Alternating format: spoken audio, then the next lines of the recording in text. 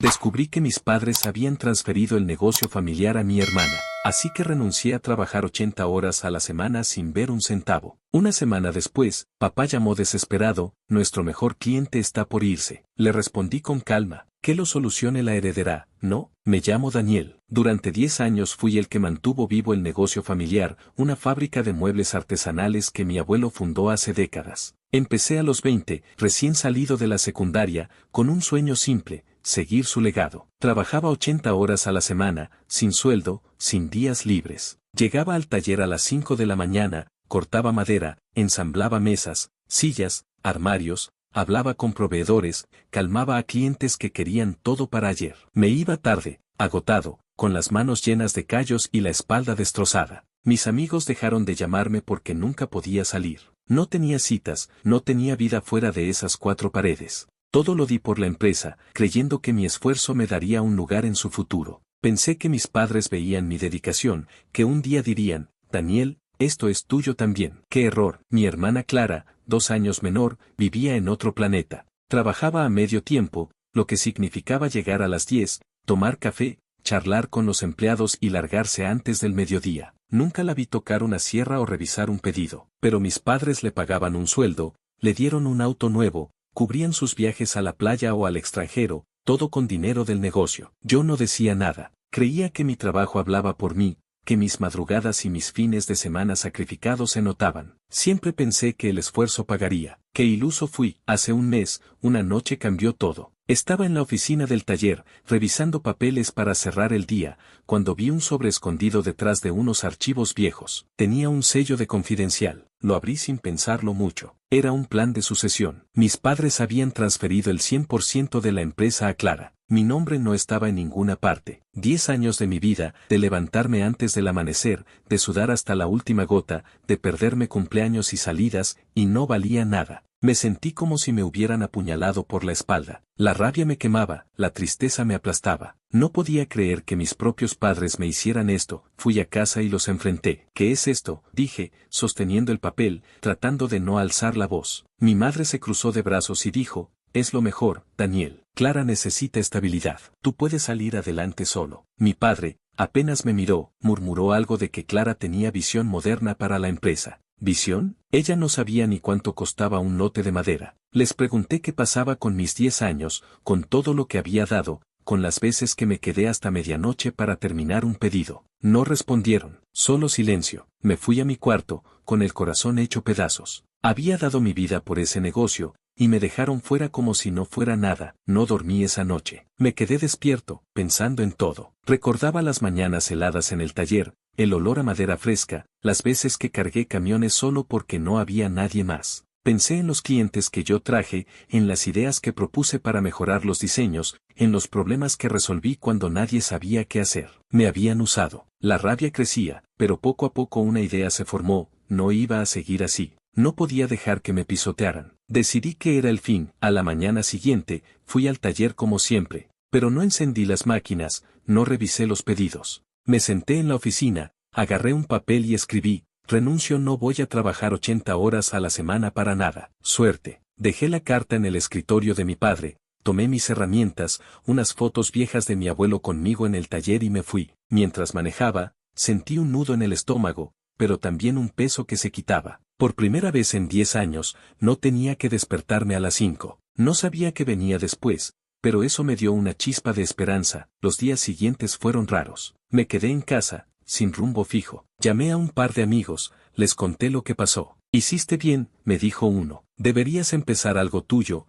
Daniel, dijo otro. Me puse a pensar en qué podía hacer. Busqué en internet historias de gente que dejó trabajos así, consejos para seguir adelante. Leí sobre tipos que se fueron de negocios familiares y encontraron su camino. Me imaginé abriendo algo pequeño, tal vez relacionado con muebles, pero mío. Estaba asustado, pero por primera vez en mucho tiempo, sentí que podía construir algo para mí. Una semana después, mi teléfono sonó. Era mi padre. Su voz sonaba tensa, casi desesperada. Daniel, vuelve. Nuestro mejor cliente, el que nos compra el 40% de los muebles, se va. No sabemos qué hacer. Escuché en silencio, dejando que sus palabras se asentaran.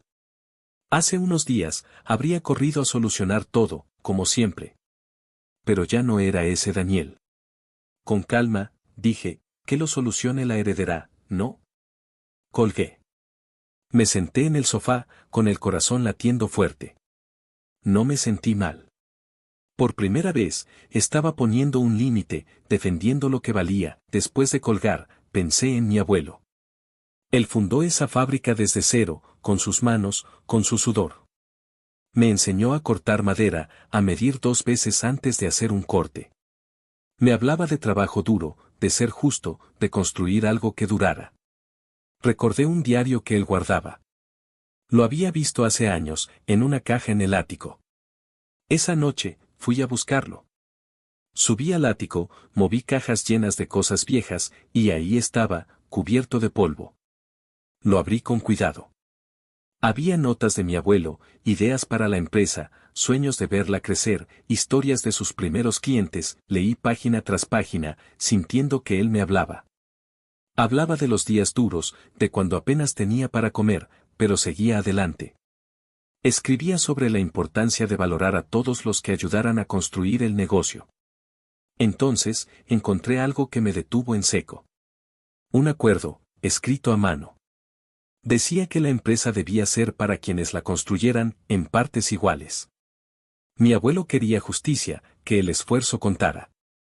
Sentí que me estaba dando una oportunidad, como si supiera que algún día lo necesitaría. Cerré el diario, con el corazón a mil.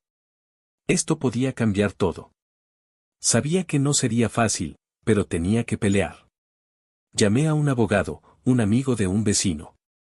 Le conté todo, los 10 años de trabajo, el plan de sucesión, el diario de mi abuelo. Ese acuerdo puede ser clave, me dijo. Reúne todo lo que tengas, correos, facturas, cualquier cosa que muestre tu trabajo. Pasé el resto del día buscando. Encontré recibos de proveedores que yo negocié, notas de clientes que agradecían mi esfuerzo, mensajes donde yo resolvía problemas a medianoche. Cada papel era una prueba de lo que di. No sabía cómo terminaría esto, pero sentía una fuerza nueva. Por primera vez, estaba luchando por mí. Pensé en mi abuelo, en cómo él creía en la justicia. Tal vez, con esto, podría honrar su legado de verdad. Esto apenas empezaba, pero algo me decía que valía la pena seguir. Al día siguiente, me reuní con el abogado, un tipo llamado Javier. Era un hombre tranquilo, de unos 50 años, con gafas y una manera de hablar directa. Le llevé el diario, los recibos, los correos, todo lo que había encontrado. Se sentó, revisó cada papel con calma, tomando notas. Esto es bueno, Daniel, dijo, sosteniendo el diario. Tu abuelo dejó esto claro, la empresa es para quienes la construyan. Y por lo que veo, tú fuiste el que la mantuvo viva. Me explicó que el acuerdo podía tener peso legal, pero necesitábamos más. Tienes que probar que tu trabajo fue clave, que sin ti esto no funcionaba.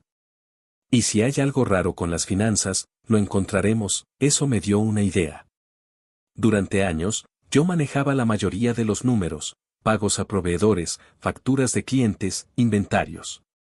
Recordé que a veces veía cosas raras, gastos que no cuadraban. Clara siempre decía que eran cosas de la oficina, y yo, confiado, lo dejaba pasar.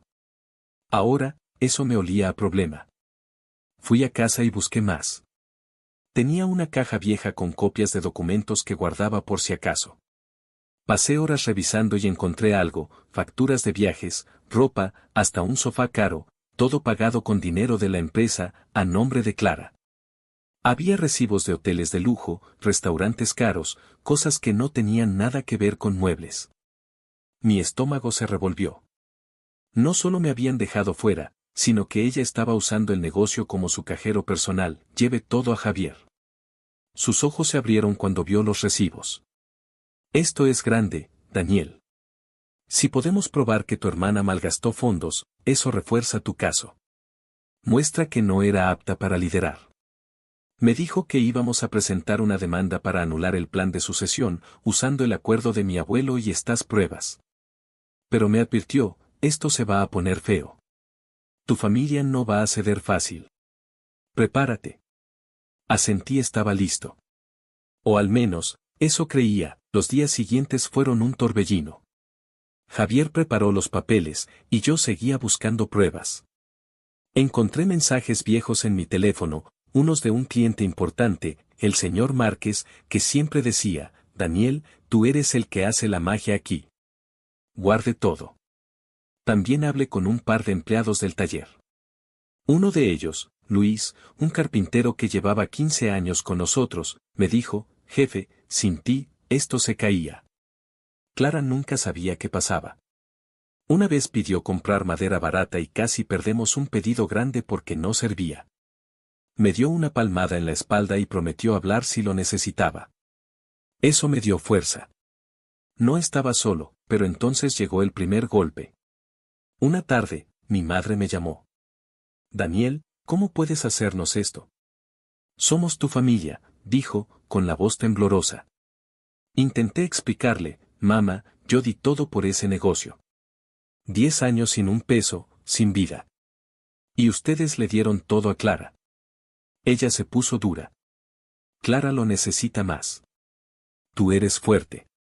Para con esta locura o nos vas a destruir. Colgué, con un nudo en la garganta. Sabía que querían hacerme sentir culpable, pero no iba a ceder. Esa noche, Clara me mandó un mensaje: eres un egoísta. Vas a arruinar todo por tu orgullo. Lo leí y lo borré. No valía la pena responder. Javier presentó la demanda unos días después. Me explicó que el proceso podía tomar meses, pero empezaríamos con una audiencia preliminar. Mientras, me pidió que me mantuviera firme y que no hablara con mi familia sobre el caso. Déjalos que vengan a nosotros, dijo. Intenté seguir con mi vida, pero no era fácil. La gente del pueblo ya hablaba. Un vecino me paró en la calle y me dijo: oye, Daniel, escuché que estás peleando con tus padres. ¿Qué pasa? Me limité a decir que era un asunto personal y seguí. Odiaba que todos supieran, pero así son los pueblos pequeños, los chismes vuelan. Una noche, estaba en casa, tratando de relajarme, cuando sonó el teléfono. Era el señor Márquez, nuestro mejor cliente. Daniel, hablemos claro, dijo. Desde que te fuiste, esto es un desastre. Clara no contesta, tu padre no sabe qué pasa y los últimos muebles llegaron mal hechos. Estoy a punto de irme a la competencia. Me dolió oírlo. Ese cliente era mi orgullo, yo lo conseguí, yo lo mantuve feliz. Le dije la verdad: señor Márquez, renuncie porque me dejaron fuera. Ahora todo está en manos de Clara. El suspiro. Mira, te respeto, Daniel. Si tú vuelves, me quedo. Si no, me voy. Colgué, pensando. Quería ayudar, pero no podía volver a ese lugar. No así. Al día siguiente, le conté a Javier. Eso es bueno, dijo. Si un cliente grande depende de ti, refuerza que eras el pilar. Podemos usar eso. Me pidió que consiguiera una carta o un correo del señor Márquez, algo por escrito. Le escribí al cliente, explicándole que no podía volver, pero pidiéndole que pusiera por escrito cómo había sido mi trabajo. Me respondió rápido: Daniel, tú hiciste este negocio especial. Sin ti, no confío en ellos. Suerte. Guarde ese correo como oro. La audiencia preliminar llegó rápido. Entré a la sala, un lugar frío con paredes grises, y vi a mis padres y a Clara al otro lado. Mi madre no me miró, mi padre parecía incómodo y Clara me lanzó una mirada de puro odio. El juez, un hombre mayor y serio, escuchó a Javier explicar: el acuerdo de mi abuelo, mis 10 años de trabajo, los gastos raros de Clara. El abogado de mis padres, un tipo elegante con un traje caro, dijo que yo era solo un empleado, que no tenía derecho a nada, que Clara era la mejor opción. Escuchar eso dolió, pero me mordí la lengua. Javier mostró los recibos, los correos, la nota del señor Márquez. El juez no dijo mucho, solo que seguiríamos en unas semanas. Salí de ahí temblando, pero con esperanza. Javier me dio una palmada en el hombro. Lo hiciste bien, Daniel. Esto pinta a tu favor, pero queda camino. Esa noche, fui a un café para despejarme. Una chica, Ana, que trabajaba ahí, me reconoció. Tú eres el del taller de muebles, ¿verdad? Hice un pedido hace un año, y tú lo entregaste. Quedó perfecto. Sonreí por primera vez en días. Hablamos un rato, y me contó que siempre admiró nuestro trabajo. Me sentí bien, como si mi esfuerzo no hubiera sido en vano, pero la cosa se puso más loca. Un día, Luis, el carpintero, me llamó.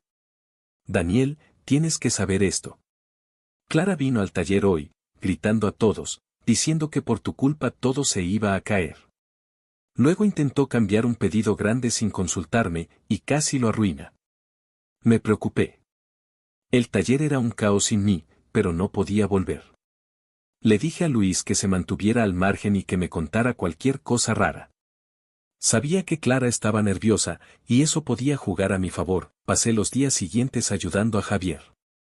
Encontramos más, estados de cuenta que mostraban retiros grandes, pagos a tiendas de lujo, todo a nombre de Clara.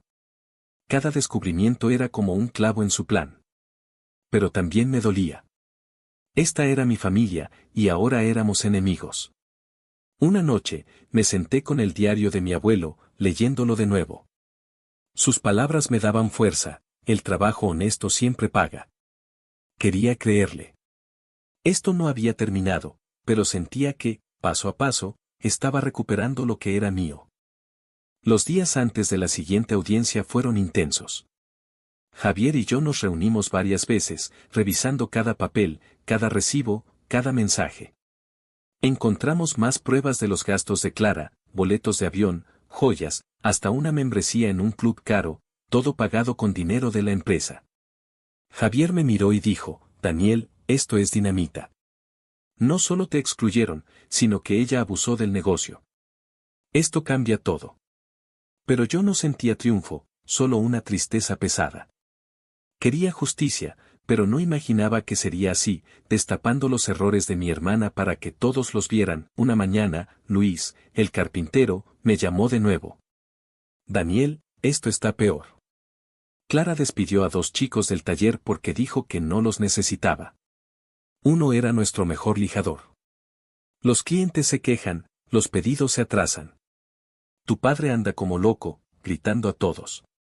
Me dolió oír eso. El taller era el sueño de mi abuelo, y ahora se caía a pedazos. Quise ir a ayudar, pero sabía que no podía. Aguanta, Luis, le dije. Esto se va a resolver pronto. Colgué, con un nudo en el estómago, pero más decidido que nunca. La noche antes de la audiencia final, mi padre me llamó. Su voz sonaba cansada, rota. Daniel, para esto. Nos estás destruyendo. Somos tu familia. Respiré hondo. Papá, yo di 10 años de mi vida, 80 horas a la semana, sin un peso. Y ustedes me dejaron fuera. Esto no es por venganza, es por lo justo. El suspiro. Clara no puede con esto. Lo sé.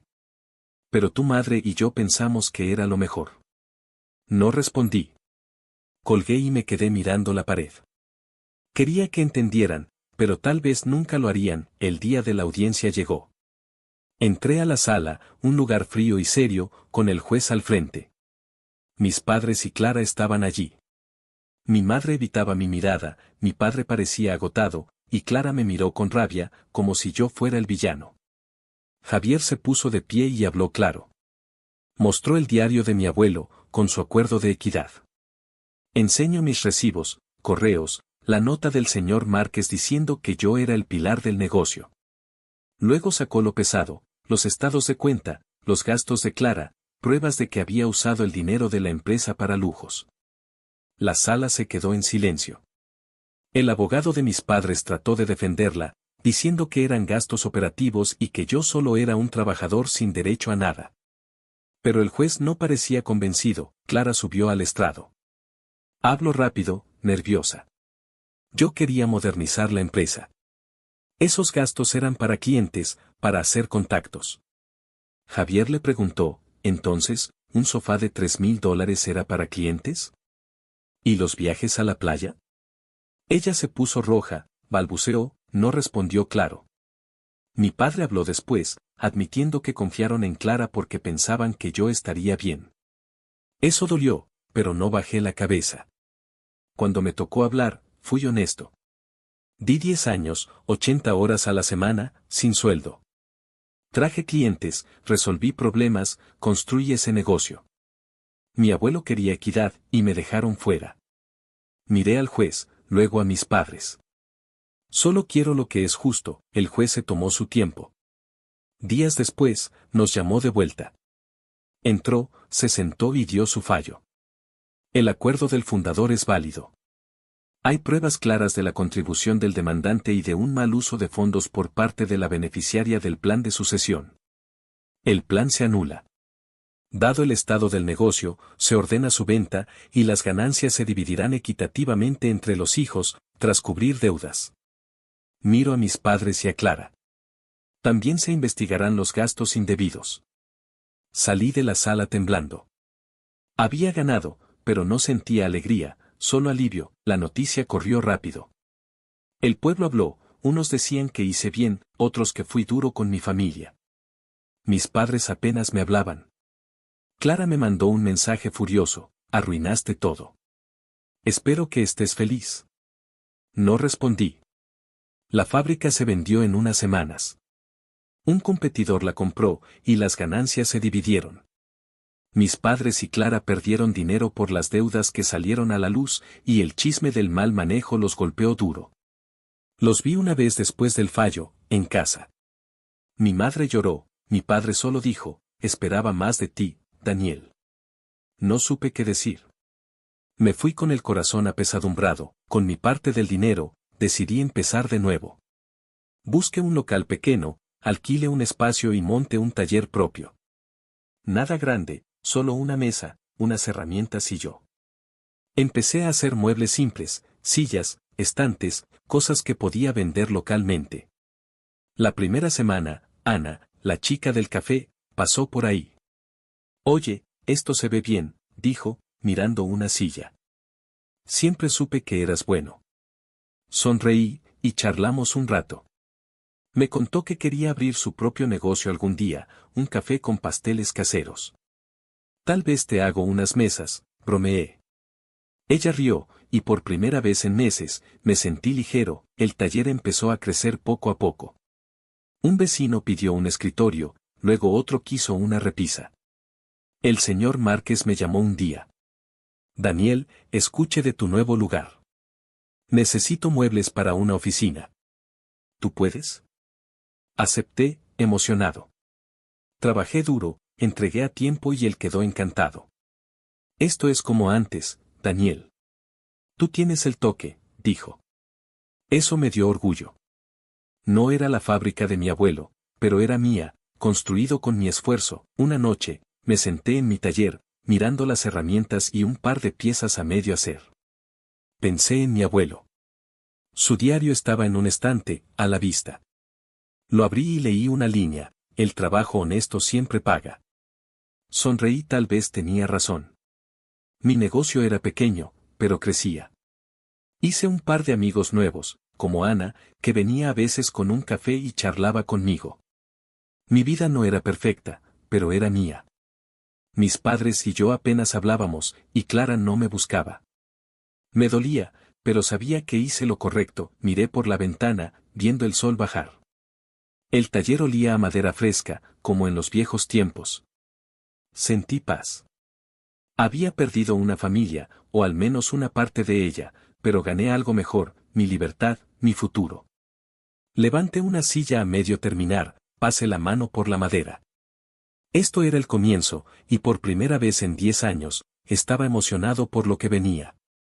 El legado de mi abuelo no estaba en esa fábrica perdida, sino en mí, en lo que podía construir. Y con eso, me puse a trabajar.